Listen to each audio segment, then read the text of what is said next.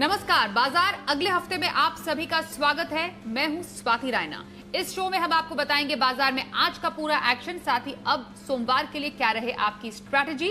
अगले हफ्ते के लिए तैयारी कराने के लिए शो में हमारे साथ शामिल होंगे जी बिजनेस के मैनेजिंग एडिटर अनिल सिंह भी, इनसे करेंगे बातचीत। और आज हमारे साथ है ट्रेड स्विफ्ट बुकिंग के डायरेक्टर संदीप जैन। संदीप जी, बहुत स्वागत है आपका। पूरी रिसर्च टीम है हमारे साथ, उनका भी परिचय करा दे। देवांशी से जानेंगे आज बाजार में कहां रहा सबसे ज्यादा एक्शन। दीपांशु बताएंगे मझगांव डॉक और एल&टी के लिए क्या है बड़ी खबर। मानसी से जानेंगे क्यों ओडिशा में कुछ माइनर्स ने बढ़ाई कीमतें और अगले हफ्ते के क्या होंगे अहम ट्रिगर्स। कुशल से हम समझेंगे टेलीकॉम नेटवर्किंग उपकरण कंपनियां पर क्यों है नजर। इस पर बातचीत जारी रखेंगे आगे, लेकिन सबसे पहले आज के कारोबार पर डालते हैं एक नजर। निफ्टी ने इस हफ्ते 5 में से 4 दिन नए रिकॉर्ड बनाए हैं।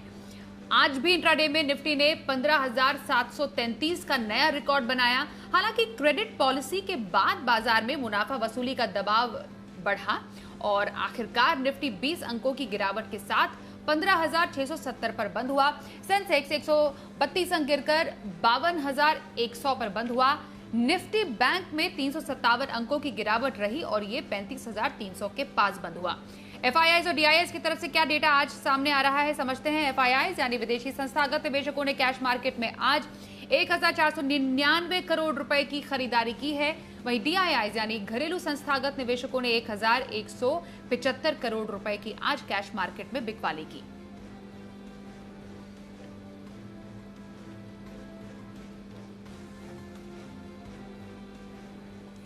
और एडिटर स्टेक में अब अनिल जी से समझते हैं कि क्यों इंडेक्स की सुस्ती को बाजार की सुस्ती कहना गलत होगा। हफ्ते के आखिरी दिन भारतीय बाजारों में दिखी थोड़ी सी सुस्ती, लेकिन वो सिर्फ क्लोजिंग के लिहाज से हल्की सुस्ती, हल्की कमजोरी, लेकिन दिन भर बाजारों में रहा भरपूर एक्शन और आज फिर से निफ्टी ने बनाया नया रिकॉर्ड। इस हफ्ते 5 में से 4 ट्रेडिंग सेशन बाजारों ने नया लाइफ हाई बनाया और अब 15,733 ये है वो लेवल जो इतिहास में निफ्टी के सबसे ऊपर के लेवल के तौर पर दर्ज हो चुका है। और जैसा कि आमतौर पर होता है, रिकॉर्ड हाइज बनने के बाद थोड़ी प्रॉफिट बुकिंग आना लाजमी है और जब बाजार एक तरफा चल रहे हो तो थोड़ी प्रॉफिट बुकिंग आती ही है और वैसा ही हुआ भी। लेकिन बाजार अपने इंपॉर्टेंट सपोर्ट लेवल के आसपास से घूमता नजर आया। 15,625 के आसपास सपोर्ट लिया और क्लोजिंग होते होते 15,670 के आसपास। किसी भी लिहाज से क्लोजिंग खराब नहीं कही जाएगी। बैंक निफ्टी में थोड़ा सा नुकसान ज्यादा था, लेकिन कोई खास बात नहीं। बैंक निफ्टी भी अब भी 35,300 के नजदीक बंद हुआ है, बहुत बढ़िया। और सेंसेक्स में भी हल्की फुल्की कमजोरी के साथ क्लोजिंग हुई, लेकिन जो एक्शन था इंडेक्स के बाहर भरपूर। न सिर्फ निफ्टी ने दिन के दौरान अपना नया रिकॉर्ड बनाया, बल्कि मिड कैप और स्मॉल कैप शेयरों को देखिए, वहां पर दिन के दौरान भी नया रिकॉर्ड बना और क्लोजिंग बेसिस पर भी मिड कैप और स्मॉल कैप इंडेक्स ने एक बड़ा लाइफ टाइम हाई बनाया। तो वहां पर एक्शन बड़ा भरपूर नजर आया और चौतरफा खरीदारी होती दिखी। ढेर सारे स्टॉक्स ऐसे थे मिड कैप स्मॉल कैप शेयरों में जो तेज दौड़ लगाते हुए नजर आए और वहां पर जबरदस्त खरीदारी होती हुई दिखी। तो कहीं भी मूड माहौल बाजार में कहीं कमजोरी का नहीं है। हल्की फुल्की प्रॉफिट बुकिंग जो बाजार की सेहत के लिए आना जरूरी है वही होती हुई दिखी है और बाजार की चाल अभी भी दुरुस्त है। अगला हफ्ता बेहद इंटरेस्टिंग और बेहद अहम होगा। अब रिजल्ट सीजन लगभग खत्म होने आ रहा है। छोटे मोटे रिजल्ट आ रहे हैं, लेकिन उतना भारी भरकम रिजल्ट सीजन है नहीं, पूरे जून चलेंगे। तो अब स्टॉक स्पेसिफिक एक्शन आपके लिए ज्यादा बनते हुए नजर आएगा और दूसरा ग्लोबल मार्केट्स के संकेत ज्यादा अहम होते हुए दिखेंगे। तो अगले हफ्ते फिर से एक्शन पैक हफ्ता आपके लिए इन सारे संकेतों के दम पर रहने वाला है। अनिल जी से सोमवार के लिए एक्शन भी समझेंगे और बाजार के लिए कौन से संकेत अहम होंगे, ये बातचीत उनसे जारी रहेगी। लेकिन उससे पहले आज बाजार में जो कारोबार हुआ, कहां पर था सबसे ज्यादा एक्शन। देवांशी के पास चलते। देवांशी जरा बताएं, आज खबरों के दम पर कहां था सबसे ज्यादा मूवमेंट। हफ्ते के आखिरी ट्रेडिंग सेशन में फिर एक बार बाजार में नए रिकॉर्ड्स बनते हुए दिखे थे, लेकिन ऊपरी लेवल से आज आरबीआई की क्रेडिट पॉलिसी के बाद प्रेशर आता हुआ दिखा। बैंकिंग स्टॉक्स में सबसे ज्यादा प्रेशर आता हुआ दिखा और इसी के चलते निफ्टी में भी आज सपाट क्लोजिंग देखने मिली थी। निफ्टी करीब 20 अंकों की गिरावट के साथ क्लोज हुआ, लेकिन निफ्टी बैंक में 350 अंकों की गिरावट के साथ आज क्लोजिंग देखने मिल रही है। ओवरऑल आप देखिए, जो निजी बैंक से वहां से सबसे ज्यादा प्रेशर आता हुआ दिखा था, हैवी वेट्स जो बैंक से, और इसी के चलते आज निफ्टी बैंक में आज गिरावट देखने मिल रही है। सबसे पहले निफ्टी की बात करते हैं। गेनर्स की लिस्ट में अगर आप देखें तो ग्रासिम, टाटा मोटर्स, बजाज फिनसर्व और ओएनजीसी के स्टॉक्स थे। वहीं अगर लूजर्स की बात करें तो आज एसबीआई, नेस्ले, एचडीएफसी बैंक और ICICI bank top loser stocks में शामिल होते हुए दिखे थे। होटल और टूरिज्म स्टॉक्स को आरबीआई से जो फायदा मिलता हुआ दिखा, इसके चलते आप देखिए EIH, Indian hotel, Thomas Cook, इन सब में अच्छे गेन्स आते हुए दिखे थे। इसके साथ ही जो हाउसिंग फाइनेंस स्टॉक हैं वहाँ पे लगातार तेजी आती हुई दिखी है। PNB हाउसिंग आज फिर 10% के अपर सर्किट पर, साथ ही इंडिया बुल्स हाउसिंग फाइनेंस यहाँ पे 15% तक की तेजी आज आती हुई दिखी थी। LIC हाउसिंग जैसे स्टॉक्स थे जहाँ पे 4% से ज़्यादा के गेन्स देखने मिल रहे हैं। अदानी ग्रुप कई दिनों से बस करते हुए दिखे, आज फिर नए 52 वीक हाई पर ये स्टॉक ट्रेड करते हुए दिखे। अदानी टोटल, अदानी ट्रांसमिशन जैसे स्टॉक्स, और साथ ही आप देखें कुछ और गेनर्स थे जैसे कि बैंक ऑफ महाराष्ट्र, स्पंदना स्फूर्ति, IOB जैसे स्टॉक्स में भी आज अच्छी खरीदारी आती हुई दिखी। और जैसे कि मैंने कहा, आज जो गिरावट थी वो आज हमें निजी बैंकों से आती हुई दिखी, लेकिन इस बीच में भी आज आपको कई ऐसे ट्रेडिंग के मौके मिलते हुए दिखे और जो आपकी सुपर हिट कमाई होती हुई दिखी उसमें इंडिया बुल्स हाउसिंग फाइनेंस थी। लगातार आपको क्लोजिंग शो में रिकमेंडेशंस मिलती हुई दिखी। M&M फाइनेंस और साथ ही ग्रासिम में भी आज आपको खरीदारी करने की राय मिलती हुई दिखी थी। लेकिन इन ऑल आप देखिए ब्रॉडर मार्केट्स थी, खरीदारी अच्छी बनती हुई दिखी। नए रिकॉर्ड्स आज सुबह ही बाजार में देखने मिल रहे थे, लेकिन आरबीआई की पॉलिसी के बाद हमने देखा बैंकिंग स्टॉक से जहां पे ऊपरी लेवल से थोड़ा सा प्रेशर आता हुआ दिखा था।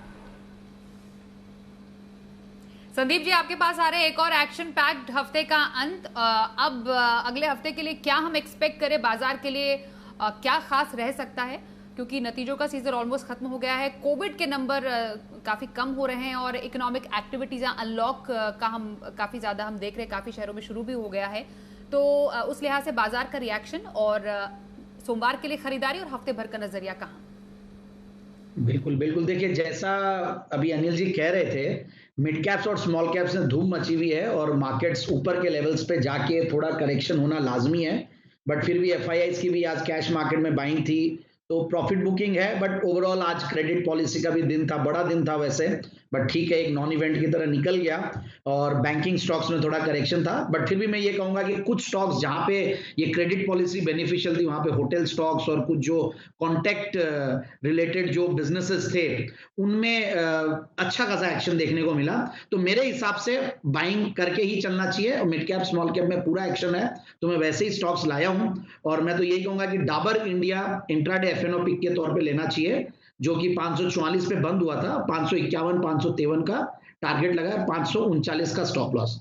और cash market intraday cash market pick जैसा कि मैं हर बार लाता हूं, तो 309 पे ये क्लोजिंग दिया है और 320 325 का टारगेट और 302 का स्टॉप लॉस लगा। ये इंट्राडे कैश मार्केट पिक की कैश मार्केट पिक है। और सेरा सैनिटरी वेयर मेरा वैसे भी ये जबरदस्त one of my favourite companies है, काफी सालों से रेकमेंड करते आ रहे हैं सेरा सैनिटरी वेयर को, और क्वालिटी कंपनी है सैनिटरी वेयर में। और 4057 के भाव है, 4190 के लिए और 4250 के लिए इसको पोजिशनल पिक के तौर पे ले, 3990 का स्टॉप लॉस लगा। संदीप जैन जी की recommendations, intraday FNO pick Dabur India में खरीदारी की सलाह, इंट्राडे कैश में ओरिएंट इलेक्ट्रिक में खरीदारी की सलाह और हफ्ते भर का नजरिया सेरा सैनिटरी वेयर में रखने की सलाह उन्होंने दी है। बातचीत संदीप जी से जारी रहेगी, लेकिन कुछ और स्टॉक स्पेसिफिक खबर जरा समझे। मझगांव डॉक L&T के लिए एक बड़ी खबर है, क्या बड़ी खबर है, क्या बड़े मौके हैं, समझते हैं दीपांशु से। दीपांशु जरा बताएं क्या कुछ एक्सक्लूसिव है मझगांव डॉक और L&T के लिए? बड़ी खबर आती हुई दिख रही है L&T और मझगांव डॉक, इन दोनों कंपनीज के लिए। हुआ क्या है, नेवी के प्रस्ताव को रक्षा मंत्रालय ने मंजूरी दे दी है। 6 कन्वेंशनल सबमरीन के टेंडर जल्द जारी किए जाएंगे। ये प्रोजेक्ट 75 इंडिया के तहत टेंडर जारी किए जा रहे हैं। इस ऑर्डर की कुल वैल्यू लगभग 43,000 करोड़ की लगाई जा रही है और सरकार की स्ट्रेटेजिक पार्टनरशिप पॉलिसी जो मई 2017 में लागू की गई थी, उसके तहत पहला प्रोजेक्ट है जो अवार्ड किया जाएगा। क्या है ये प्रोजेक्ट 75 इंडिया और कितना अहम हो सकता है भारतीय नौसेना के लिए? सबमरीन्स बनाए जा रहे हैं 6 और ये नौसेना के मौजूदा स्कॉर्पियन सबमरीन से 50% ज्यादा बड़े सबमरीन्स हैं। इसमें heavy duty fire arms carry करने की क्षमता होगी, जैसे कि भारी भरकम हथियार जो कि लैंड अटैक और एंटी शिप क्रूज मिसाइल्स होती हैं। साथ ही 18 टॉर्पीडोज लॉन्च करने की भी इन सबमरीन्स में क्षमता होगी। अब किसको होने वाला है इस ऑर्डर से फायदा? 2 कंपनीज पर रखनी है नजर, L&T और मझगांव डॉक, क्योंकि इस ऑर्डर के लिए सिर्फ और सिर्फ इन दोनों भारतीय कंपनीज को शॉर्टलिस्ट किया गया है, क्योंकि सिर्फ इन दोनों कंपनीज के पास ही ऐसी क्षमता है कि इतने बड़े ऑर्डर, इतने बड़े सबमरीन्स को ये बना पाए। पर सिर्फ ये दोनों कंपनीज ये ऑर्डर नहीं बनाएंगी। L&T और मझगांव डॉक को अब 5 शॉर्टलिस्टेड फॉरेन शिप बिल्डर्स के साथ करार करना पड़ेगा और इस करार करने के बाद उन्हें अपनी फाइनेंशियल बिड सबमिट करनी पड़ेंगी और फिर उस फाइनेंशियल बिड के बेसिस पर ये फाइनल ऑर्डर दिया जाएगा। जो 5 शॉर्टलिस्टेड कंपनीज हैं वो अन्य देशों से हैं। रशिया की रोसनब्रॉस्ट है, नेवल ग्रुप DCNS फ्रांस की, Thyssen group marine system Germany की, नवांटिया स्पेन की और साथ ही साउथ कोरिया की डेवू। अब इन 5 कंपनीज से L&T और मझगांव डॉक करार करेंगी और फिर अपनी फाइनेंशियल बिड सबमिट करेंगी। और ऑर्डर्स यहीं पर नहीं रुकेंगे। ये तो 6 बड़े सबमरीन्स के ऑर्डर हैं, पर आगे जाकर 18 और सबमरीन्स की जरूरत है नेवी को, तो उसके ऑर्डर्स आ सकते हैं। नेवी के पास फिलहाल 15 कन्वेंशनल सबमरीन्स और 2 न्यूक्लियर सबमरीन्स हैं। मझगांव डॉक नेवी के लिए ऑलरेडी प्रोजेक्ट 75 के तहत 6 स्कॉर्पियन क्लास सबमरीन्स बना रहा है, जिनकी उन्होंने 4 की डिलीवरी कर दी है, पर ये 6 और बड़े सबमरीन्स का ऑर्डर आ सकता है और 2 ही स्टॉक्स पर फोकस रखना पड़ेगा, मझगांव डॉक और L&T। तो संदीप जी, इस दमदार खबर के दम पर मझगांव डॉक और L&T में कोई स्ट्रैटेजी रखने की आपकी सलाह? नहीं, बिल्कुल। देखिए, मेरी तो फेवरेट लिस्ट में है L&T लार्ज कैप्स में, और FNO में तो बहुत बढ़िया स्टॉक लगता ही है और एक वैसे कोई बहुत बड़ा परफॉर्मर नहीं रहा और इंडिया का एक ट्रू रिप्रेजेंटेटिव है इकोनॉमी का भी और इंफ्रा पुश जिस तरीके से सरकार का, तो L&T तो अच्छा करेगी। और ये न्यूज तो बहुत बड़ी पॉजिटिव है, सारे फंडामेंटल्स और लॉजिक तो दीपांशु जी ने दे ही दिए हैं। और Mazagon dock again is one of my favourites, और जिस तरीके का डिविडेंड यील्ड है, जिस तरीके की वैल्यूएशन है, बहुत सस्ता है। अभी भी ये न्यूज पे सिर्फ 5-5.5% ही चला। मुझे लगता है कि बिल्कुल इस स्टॉक को लेना चाहिए और नीचे आए तो घबराना नहीं है और ले। जस्ट बिकॉज PSU स्टॉक से तो थोड़ा स्लो चलते हैं, बट डिविडेंड यील्ड और सबको कंसीडर करें तो दीज स्टॉक्स आर फैंटास्टिक। एक और स्टॉक मैं ऐड करूंगा, गार्डन रीच शिप बिल्डर्स, जो कि मैंने जैन साहब के जेम्स में भी दिया हुआ है। और वैसे मुझे ये स्टॉक, मतलब अगर मिनिस्ट्री ऑफ डिफेंस और इंडियन नेवी से रिलेटेड स्टॉक में एक गार्डन रीच भी अच्छा लगता है, तो GRSE को भी ध्यान में रखा जा सकता है। ओके संदीप जी, एक और खबर पर जरा रुक कर लेते हैं और खबर ये है NMDC से जुड़ी हुई। ओडिशा में दरअसल कुछ माइनर्स ने कीमतें बढ़ाई हैं। अब स्टील कंपनियों के लिए इसके मायने क्या है और टोटल खबर का इम्पैक्ट हम कहां पर देख सकते हैं? मानसी हमारी सहयोगी, उनसे समझते हैं। बताइए मानसी। जी बिल्कुल, देखिए NMDC खबरों में है क्योंकि NMDC यहाँ पर प्राइस हाइक कर सकता है, ऐसी खबरें आती हुई देखने को मिल रही है और इसी के चलते काफी फोकस में स्टॉक रहा है। दरअसल उड़ीसा में कुछ माइनर्स ने कीमतें बढ़ाई हैं। लंप की कीमतें 2000 रुपए प्रति टन, वहीं फाइन्स की कीमतें 700 रुपए प्रति टन तक बढ़ाई गई है, जिसका सीधा असर इनके प्राइस इंपैक्ट में भी पड़ता हुआ दिख सकता है। स्टील कंपनियों से बेहतर मांग की खबरें भी आ रही हैं और साथ ही अगस्त में SL और शारदा माइंस की लीज जो हैं वो भी खत्म हो रही हैं। सप्लाई में कमी की आशंका से भी ऑक्शन में अच्छा रिस्पांस मिलता हुआ दिख रहा है और साथ ही चीन की सख्ती के बाद अब आयरन ओर फ्यूचर संभलते हुए दिख रहे हैं। निचले स्तरों से 4% की रिकवरी यहां पर आती हुई दिख रही है। तो ये तमाम चीजें हैं जो कि संकेत दे रहे हैं कि NMDC प्राइस हाई की तरफ बढ़ता हुआ दिख सकता है, प्राइस इंक्रीज की तरफ बढ़ता हुआ दिख सकता है और इसी के चलते, इसी के अनुमान से यहां पर NMDC फोकस में भी है और इसमें हम एक मूवमेंट भी देख रहे हैं। शुक्रिया NMDC से जुड़ी हुई एक्सक्लूसिव खबर हम तक पहुंचाने के लिए मानसी आपका। आइए अब देखते हैं शो का खास सेगमेंट, शर्मा जी का ऑप्शन।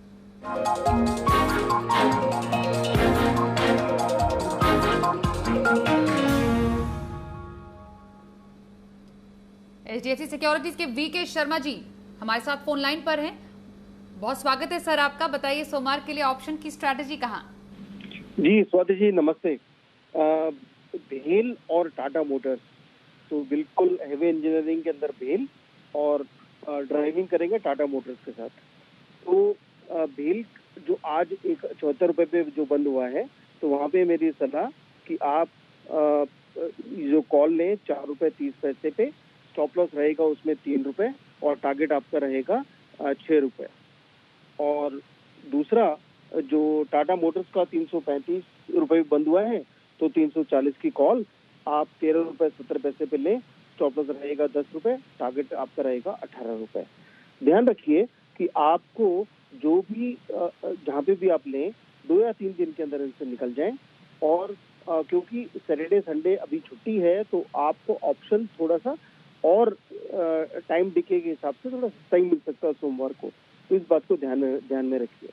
धन्यवाद, जय हिंद और एंजॉय योर वीकेंड। और आइए अब अनिल जी से समझते हैं कि सोमवार को बाजार पर क्या रहे विशेष स्ट्रैटेजी और बाजार के लिए अहम ग्लोबल संकेत और भारतीय संकेत क्या हो सकते हैं। जहां तक अगले हफ्ते और सोमवार के भारतीय बाजारों का सवाल है, शुरुआत आपको दुनिया भर के बाजारों से और अमेरिकी बाजारों के संकेतों से होती हुई दिखेगी। हमारे बाजारों के बंद होने के वक्त 30-40 पॉइंट नीचे डाउ फ्यूचर्स थे, यानी कि सुस्ती वाला माहौल था, कोई खास तेजी या कमजोरी वाला माहौल नहीं। तो वो एक संकेत है जो सबसे अहमियत वाला होगा ही। उसके अलावा देखते हैं आज के सेशन में एफआईज के आंकड़े किस तरह के नजर आते हैं। तकनीकी तौर पर तो बाजार एकदम मजबूत है, कोई दिक्कत है ही नहीं, लाइफ टाइम हाई के बेहद नजदीक बंद हुए हैं, तो ये तो बहुत ही बेहतरीन है, इसमें कोई डाउट नहीं। मेरे ख्याल से सेकंड बेस्ट हाई क्लोजिंग अब तक की आपको मिली है।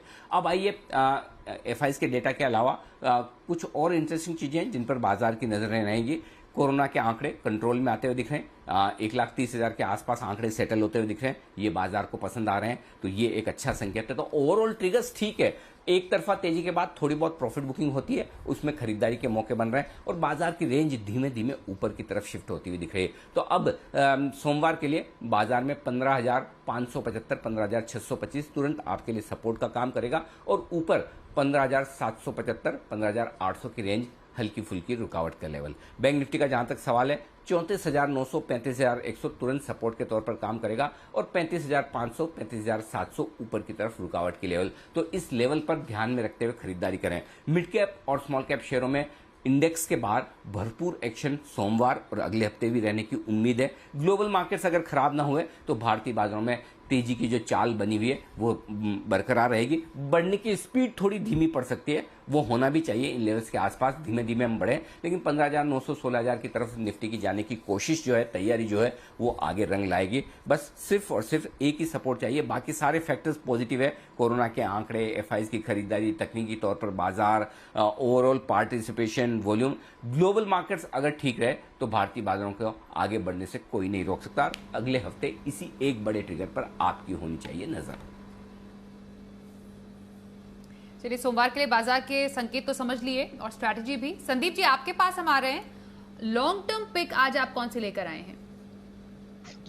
बिल्कुल एक बेहतरीन कंपनी है और जिसका नाम है प्लास्टी ब्लेंड्स, जो कि ऐसा नहीं कि मैंने पहली बार दिया, बट जिस तरीके के रिजल्ट्स आए हैं और जिस तरीके के लेवल्स हैं और मार्केट अच्छा खासा चला हुआ है, उस हिसाब से मुझे लगता है कि अभी भी परफॉर्म करना बाकी है, डाउनसाइड रिस्क बहुत कम है। तो प्लास्टिक ब्लेंड्स एक बेहतरीन क्वालिटी कंपनी है, इंडिया की लार्जेस्ट मैन्युफैक्चरर एंड एक्सपोर्टर है colour and additive master batches की। तो एडिटिव मास्टर बैचेस और थर्मोप्लास्टिक कंपाउंड्स जो प्लास्टिक प्रोसेसिंग इंडस्ट्री में यूज होते हैं, तो उसकी ये सबसे बड़ी कंपनी है और बेहतरीन ग्लोबल प्रेजेंस है और फर्स्ट मास्टर बैच कंपनी थी, एक्सपोर्ट हाउस स्टेटस है।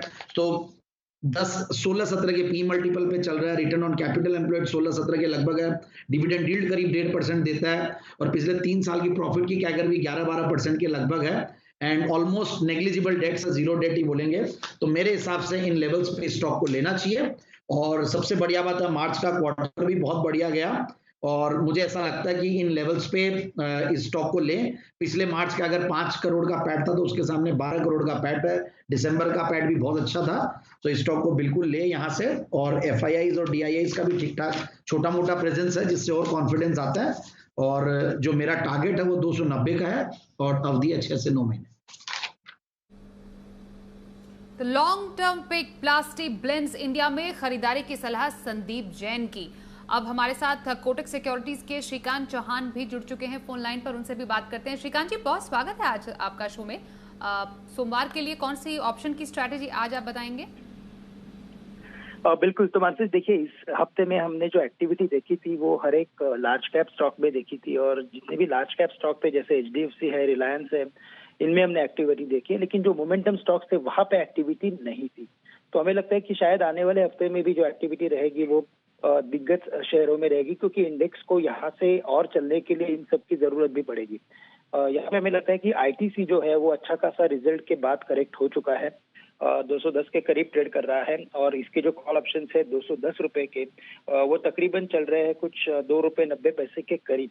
तो इसे बाय किया जा सकता है 2 रुपए 90 पैसे से लेकर 3 रुपए के बीच में। यहाँ पे हम स्टॉप लॉस रखेंगे एट 2 रुपीज और टारगेट्स रखेंगे हम यहाँ पे 4 रुपए का, क्योंकि ये स्टॉक रेंज बाउंड है, कभी भी अगर रिबाउंड करता है तो 215 से 16 के लेवल्स दिखा सकता है। साथ ही साथ हमें लगता है कि रिलायंस इंडस्ट्रीज में अभी भी मोमेंटम बाकी है और एक छोटा सा करेक्शन जो आना चाहिए था वो आ चुका है। तो यहाँ पे हमें लगता है कि ये स्टॉक अपने एजीएम तक एक अच्छी चाल दिखा सकता है और इसी वजह से 2260 के रिलायंस के कॉल ऑप्शंस बाय करने चाहिए, जो तकरीबन चल रहे 35 रुपए के करीब।